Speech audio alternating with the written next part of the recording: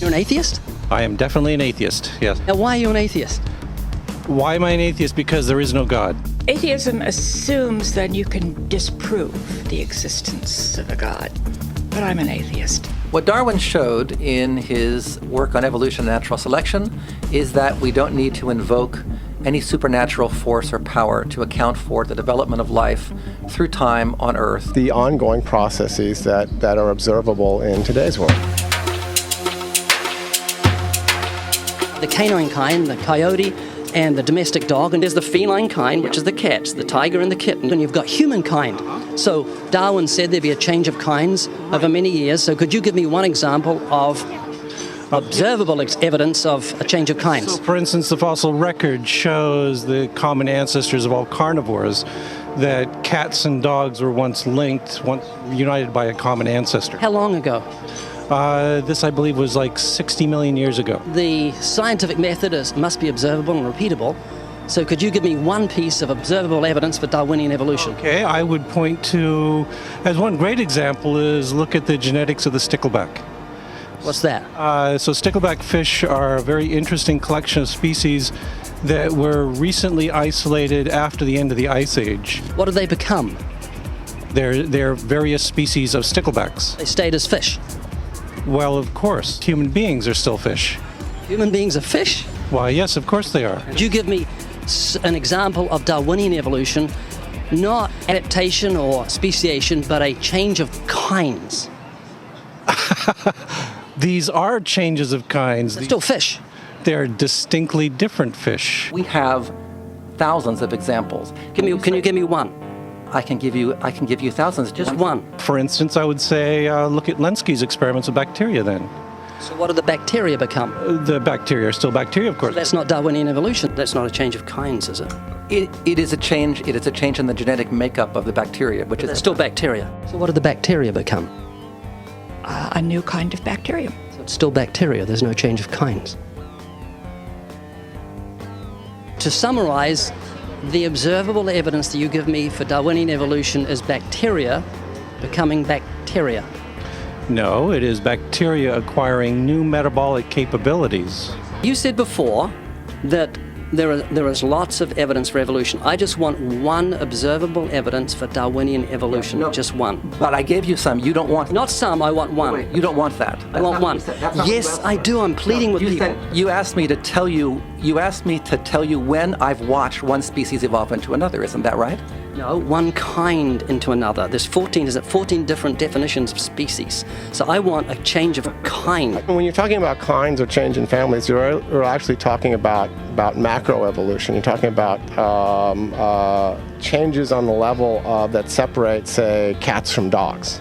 So could you give me any examples of Darwinian evolution? Well, when you say examples of that, then you have to sort of look at over a longer time frame. When you say change of kinds, you mean the evolution of one species from another or to another? Yes, we have that in action actually in the Galapagos. Could you give me one instance? Yes, we have an example from a group of birds called Darwin's finches. What do the finches become? They become genetically new and anatomically new, recognizably different species. So they're still finches? Well, of course they're still finches, yes. So there's no change of kind. Darwin spoke of a change of kind. Evolution is based on 4 major ideas. None of them have ever been observed. Number 1, that life comes from non-life. We have not one single example of life coming from non-life. Number 2, that all the life forms that we have today came from single-cell life forms. Many people do not know that while we do have single-cell life forms that we call bacteria, we have no 2-celled life forms, we don't have 3-cell life forms, we don't have 4-cell life forms, we don't even have 5-cell life forms. That is, we go from single-cell bacteria to complex life forms. So there's no evidence that all life comes from single-cell life forms. The third postulate of evolution is that time and chance drive evolution forward, of course, and time works against evolution.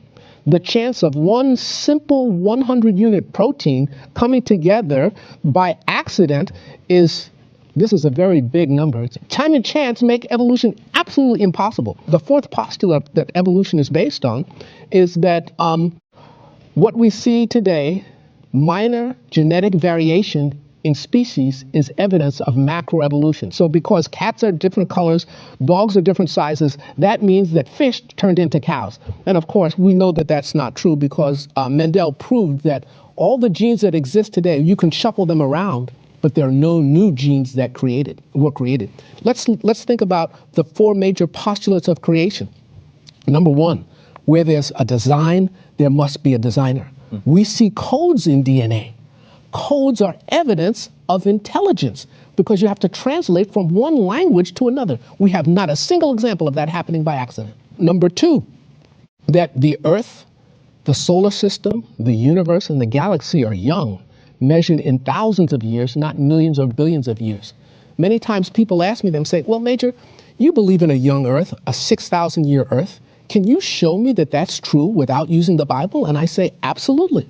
What's the oldest living thing on the planet? The oldest living thing on the planet? Trees. How old are the oldest trees? 4,500 years. That takes us back almost exactly to the year of the flood, okay, in 2500 BC. Remarkable. Number two, I'm saying, look at the sky. We call solar nebulae. A solar nebula is what we see from a supernova when a star explodes. It leaves a gas cloud. Because of our radio telescopes that we have now today, we can look deep into space and we can actually count the number of solar nebulae that are there. And how many are there? A supernova takes place about once every 26 years. How many solar nebulae do we have? 6,000 years worth. That's impossible in a universe that is billions and billions of years old. And we have other evidences such as alpha decay that we do in our program that most people don't understand that also shows that the Earth is 6,000 years old. So that's the second postulate that proves that the biblical story of creation is true. Life that we see today are the basic kinds of animals and plant life that were originally created. So we can test that. You can breed dogs, you can breed cats, but you can't breed cats with dogs. So there are limits to how far we can go. And lastly, that is, Earth experienced a worldwide flood in approximately 2500 BC, 1656 years after the world was created. The world is filled with limestone. Limestone is sedimentary rock. It precipitates out of water. The entire Earth was filled with water. Every mountain chain in the world, including Everest, has sea life on top of that mountain. The mountains rose out of the water, so we know that there was a worldwide flood. Let me pose a question to you, and Mark and Elise, feel free to jump in this. And that is this.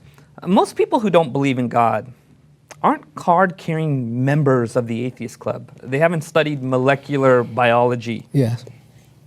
Why don't they believe in God? What is the struggle there? Neil, I'm going to tell you, that's a very good question. My answer to that is probably because most of them has not actually seen the evidence that supports the Bible. And that is my job, to actually show them. You're right, most people are somewhere drifting, somewhere in the middle. This is a war for ideas.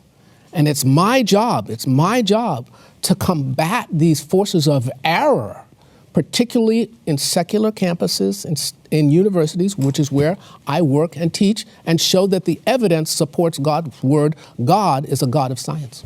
Guys, say someone grows up going to a Christian church. Say they have been surrounded by, a church community and pastors who preach sermons. Are there wrong ideas of God that exist? Wrong ideas of the Bible that exist? Well, certainly they do exist, and they exist in church. Many people don't know that some of the largest religious denominations actually support evolutionary theory. And I'm really sorry to hear that. It is important that people test any church that they go to against the Bible to make sure that it is accordance with the truths of the Bible. Jesus believed in the flood story. And he said that he was coming again and it would be just as in the days of Noah. So if Jesus believed it, it's very difficult for me to understand how you could call yourself a Christian if you don't understand or accept the story of Noah's flood and the creation story. And of course, it's important to understand the science that goes along with that. We have to do, as educators, I'm an educator, I have to do a better job in making sure that people understand and that they know the science, that it's not just based on faith. God never asked for blind faith. It's always based on evidence. I really appreciate this discussion. I think what I'm hearing here is that with the evidence that you are presenting, you are providing a space for faith. You are giving people a reason to believe. Yes, and I yes. think that's fantastic. Yes, absolutely. Major Coleman, you see that camera right there? There are people who are watching right now. There are people who are struggling with their faith in God. If you were to look at that camera right there and you were to talk to someone who was struggling, who is maybe a skeptic, someone wrestling with doubt, what would you say to them? I would say, hold on. The evidence is there. God is interested in you. He respects who you are. If you read, if you study, if you seek him with all your heart, you will find him. He has promised you that. The evidence is there, and I am here to help. Wonderful. If someone wanted to find out more about what you're presenting, where would they go? They could go to powerstation.org. That is my website. You can just send me an email, major@powerstation.org, and you can find me. Powerstation.org. That is right, powerstation.org.